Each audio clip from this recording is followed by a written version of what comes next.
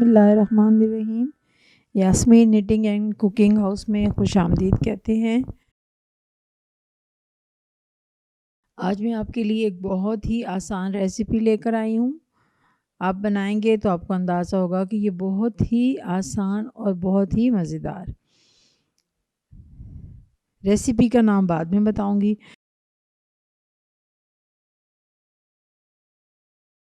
मेरे पास 4 Marie Gold के biscuit के पैकेट हैं। आप इन पैकेट्स को एक बाउल में सब खोल लीजिए। सारे पैकेट्स ऐसे बिस्किट निकाल लीजिए।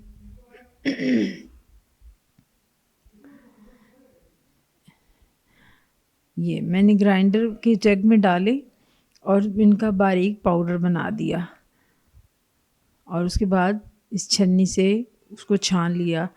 या अगर कोई बीच में मोटे बिस्किट हों, कुछ बड़े बड़े पीस हों, तो हम उसको दोबारा ग्राइंड कर लें और उसका पाउडर बना लें। ये हमें बिल्कुल पाउडर फॉर्म में चाहिए सारे बिस्किट्स। ये इसको अच्छी तरह से छान लेते हैं और दोबारा उसको ग्राइंड करके इसमें शामिल कर देंगे। ये हमारे पास मैरी गोल्ड बिस्किट्स का पाउडर है। ये सॉरी, आज कुछ गला ख़राब है। तो ये बेकिंग से रिलेटेड जो है रेसिपी है, लेकिन इसमें ना कोई अवन चाहिए, ना हमें कोई बेकिंग के लिए मशीन चाहिए, ना हमें कुछ मेजरमेंट चाहिए। बस आप देखते जाएं कितनी आसान रेसिपी है। हमने इस बिस्किट्स के पाउडर को के 2 पोर्शंस में डिवाइड कर दिया है। एक आप एक साइड पे रख दें।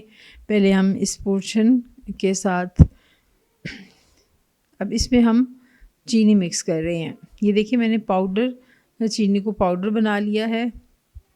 अब आप कितना मीठा पसंद करते हैं ये आपने अपने हिसाब से डालनी है। मैंने 2 चम्मच भर के और थोड़ा सा ज़्यादा डाला है।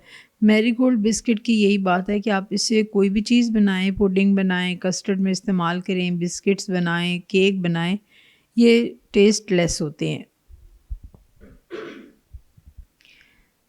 तो आप इसमें कोई भी फ्लेवर ऐड करेंगे, ये उसी फ्लेवर के हो जाते हैं।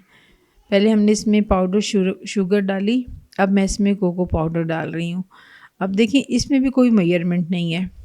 आप अपनी मर्ज़ी से, आपको आपके घर में बच्चों को जितना चॉकलेट का फ्लेवर पसंद है, आप उसके हिसाब से 1 स्पून डाल दें, 2 डाल दें, 2 एंड हाफ़ डाल दें।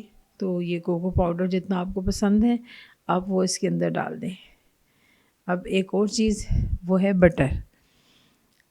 अब देखिए, ये बटर के भी अल्टरनेट हमारे पास हैं।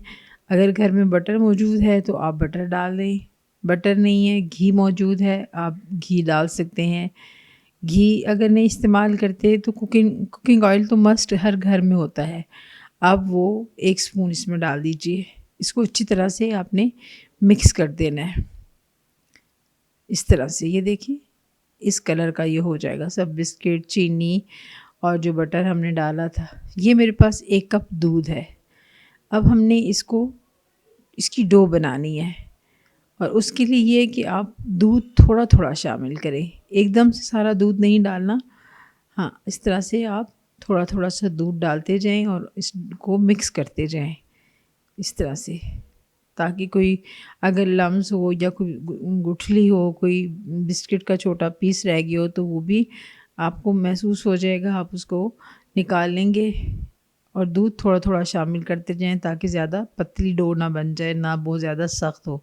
ये देखिए, आप देख रहे होंगे, बहुत आसानी से और दरमियानी है ये डो मैंने बना ली, चॉकलेट डो बनाई। अब ये दूसरा पोर्शन था बिस्किट्स का।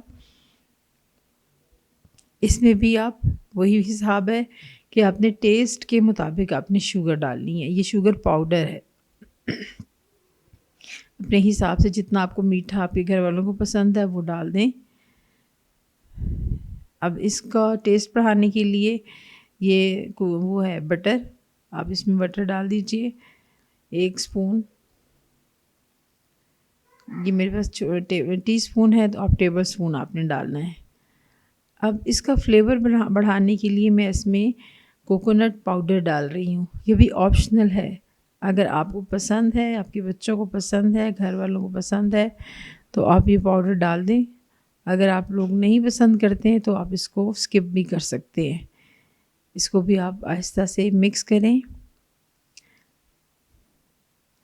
अच्छी तरह से आप इसे मिक्स कर लें ताकि कोई गुठली या बिस्किट का पीस ना रह जाए या चीनी मोटी ना रह जाए इसके अंदर।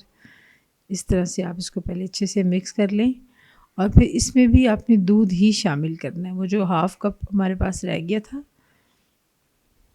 ये इस तरह से अच्छी तरह से मसल के आपने इसे मिक्स कर देना है ताकि जो हमने बैटर डाला है वो अच्छे से मिक्स हो जाए। इसमें भी आपने थोड़ा थोड़ा सा दूध शामिल करना है।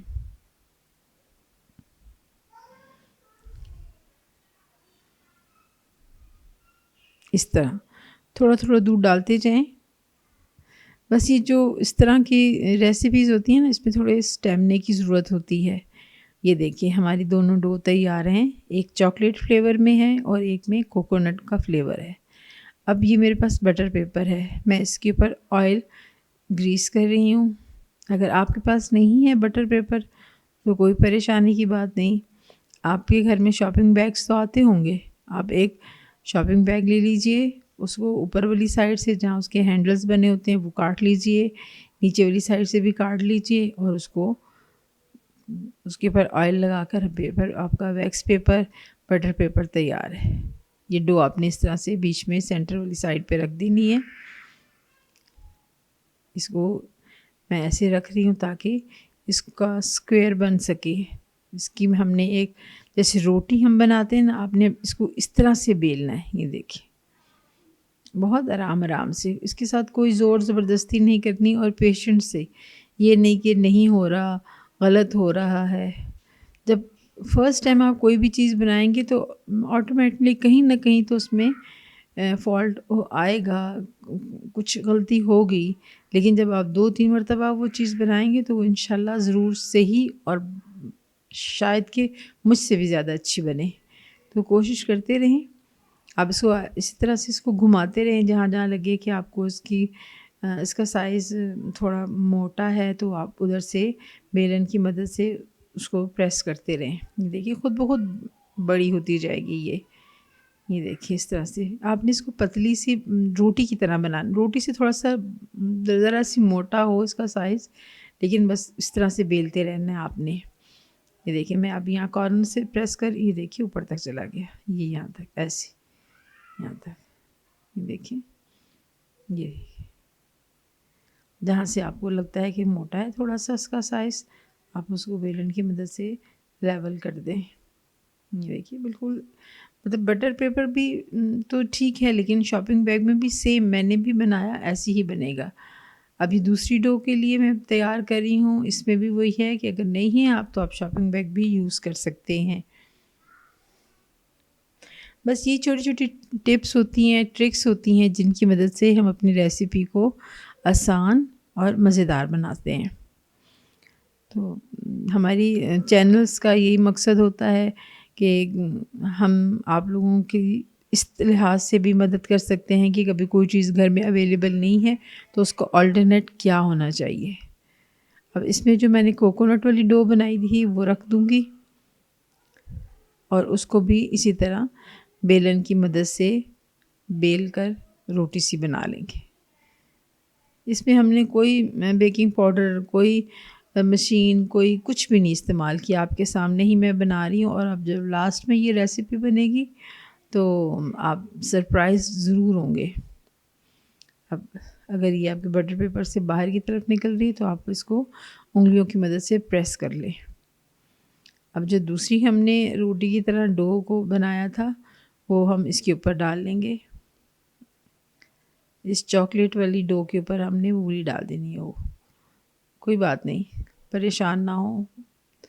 ये इस तरह के कामों में तो ऐसे होता है, ये बहुत नाजुक सी चीज़ें होती हैं तो ये अक्सर हो जाता है। इसमें आप परेशान ना हो, जब उसकी फ़ाइनल लुक आप देखेंगे तो आपको पता चलेगा कि ये इतना मुश्किल काम नहीं था, बहुत आसान है। कहीं से अगर कोई साइज़ ऊपर वाले डो का साइज़ बड़ा है तो उसे छुरी से आप काट कर लेवल कर दें इस तरह से।